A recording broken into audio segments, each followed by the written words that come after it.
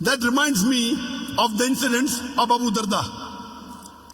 Once there was a Jew, and there was the new Muslim. While he was building his house, while he was building the boundary of his house, his neighbor's tree was coming in between. So he could not build the boundary.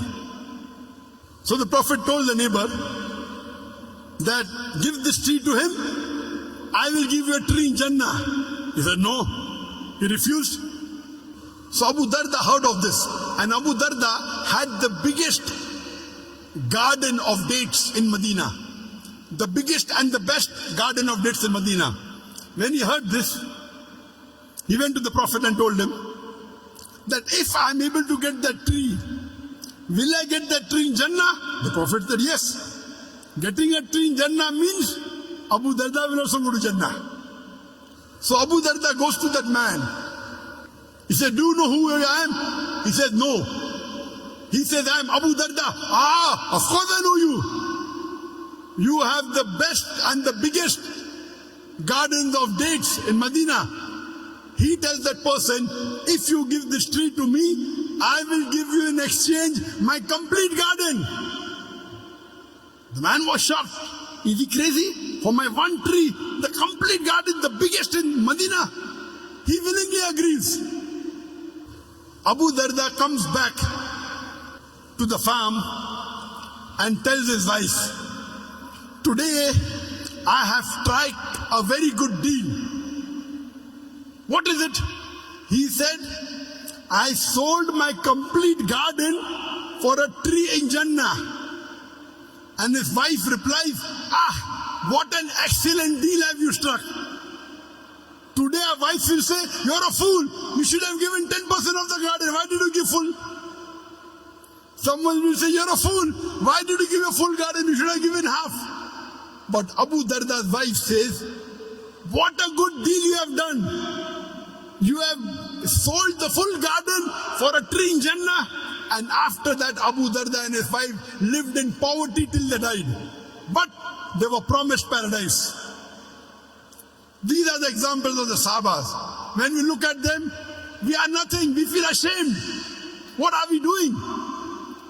You see the lifestyle of the Prophet and the Sahabas and the Khulafa Rashidin. They put us to shame.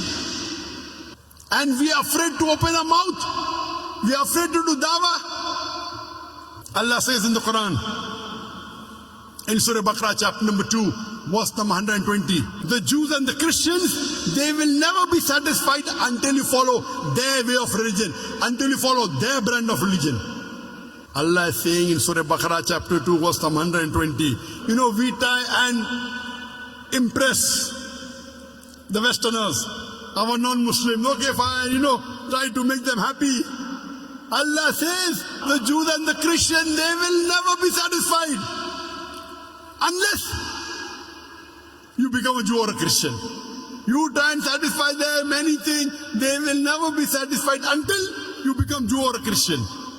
Allah says in Surah Baqarah chapter number 2, verse 111, and they say that you Muslims, you shall never enter Jannah unless you become a Jew or a Christian. You Muslims with all your piety, with all your salah, with the mark on your forehead, with your sawm, with your fasting, with your hajj, you shall never enter Jannah unless you become a Jew or a Christian. Allah continues and Allah replies, Tilka amaniyuhum. This is the wishful thinking.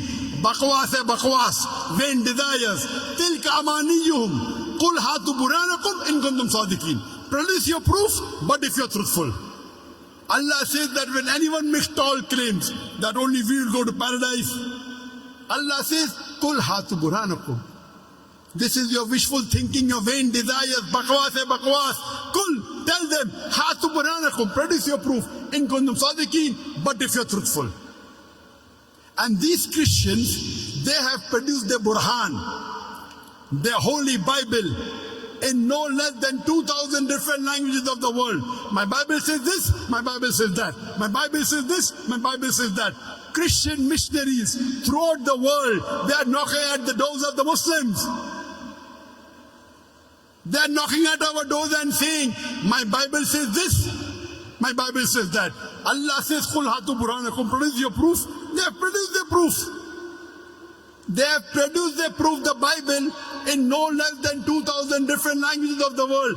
And they go on knocking at the doors of the Muslims. My Bible says this, my Bible says that. My Bible says this, my Bible says that. What do we have to do? Do we have to follow hook, line and sinker? When anyone shows you the proof, what do? You check the proof. When someone shows you the identity card, you check whether it is correct or not. So they are showing you the proof, the Bible. What are we doing? Are we checking the Bible?